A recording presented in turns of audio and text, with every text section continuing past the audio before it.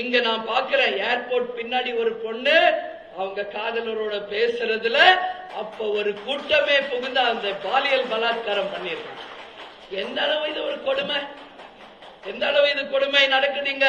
காரணம் யார்? இங்க டாஸ்மாக்கும் கள்ளச்சாராயும் போதையும் வேலை வாய்ப்பு இல்லாமல் வறுமையின் காரணமாக இன்னைக்கு தமிழ்நாடு இன்னைக்கு சட்டம் ஒழுங்குல மிகப்பெரிய ஒரு கேள்விக்குரிய பெற்றிருக்கு. இந்த நிலை நிச்சயம் மாற வேண்டும்.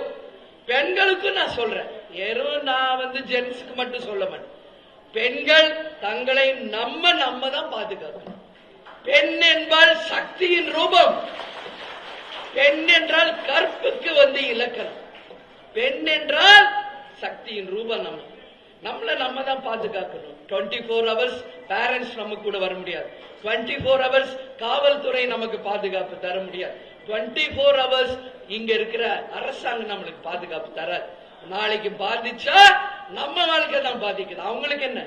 அதனால சொல்ற இந்த பிரஸ் மீட் மூலியமா என் தாய் குலங்களை, என் மாணவ இளைஞர்கள், பெண்களை, மாணவிகளை நான் கேட்டுக்கிறேன். நானும் ஒரு பெண், அதனால நான் சொல்றேன், எனக்கு அந்த உரிமை இருக்கு. தனியாக யாரை நம்பியும் அந்த லேட் நைட் எங்கேயும் தனியான இடத்துல சந்திக்காதீங்க. ஏன் சந்திக்கணும்? எதுக்கு சந்திக்கணும்? தேவையில்லை நமக்கு.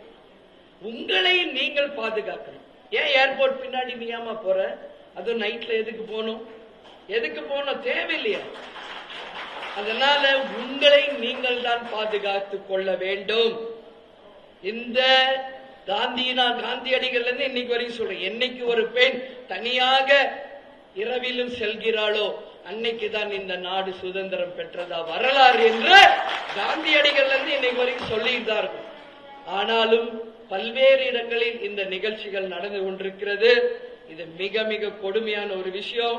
நேத்து கூட நீங்க எல்லாரும் பார்த்திருப்பீங்க, அந்த ஒரு பெண் ஸ்கூலுக்கு போகும்போது அந்த பையன் அந்த பெண்ணை கத்தியால குத்தி கொலை செய்திருக்கிறார். நான் நேரடியாக சென்று அவங்க குடும்பத்தாருக்கும் ஆறுதல் சொல்லி நிதியும் கட்சி சார்பாக கொடுத்துட்டு அங்க இருக்கிற ஏரியால அத்தனை பேருக்குமே ஆறுதல் சொல்லிட்டு தான் நான் வந்தேன். அதனால நான் சொல்றேன், பெண் குழந்தைகளை பேரண்ட்ஸ் நீங்க நல்லா சொல்லி வளங்க. அப்படி ஒரு இடைஞ்சல் வந்தா இம்மிடியா போலீஸ்ல கம்ப்ளைண்ட் பண்ணுங்க. இன்னைக்கு சட்டம் ரொம்ப ஸ்ட்ராங்கா இருக்கு. ஈவ் டீசிங்கா இருக்கட்டும், போக்சோ சட்டத்தில் அவங்களே இன்னைக்கு கடுமையான தண்டனைகள் பெண்களை துன்புறுத்துபவர்களுக்கு இருக்கு. அதனால நீங்க அது மக்கள், நம்ம பேரண்ட்ஸ், டீச்சர்ஸ் அதை சொல்லி வளர்க்கணும்.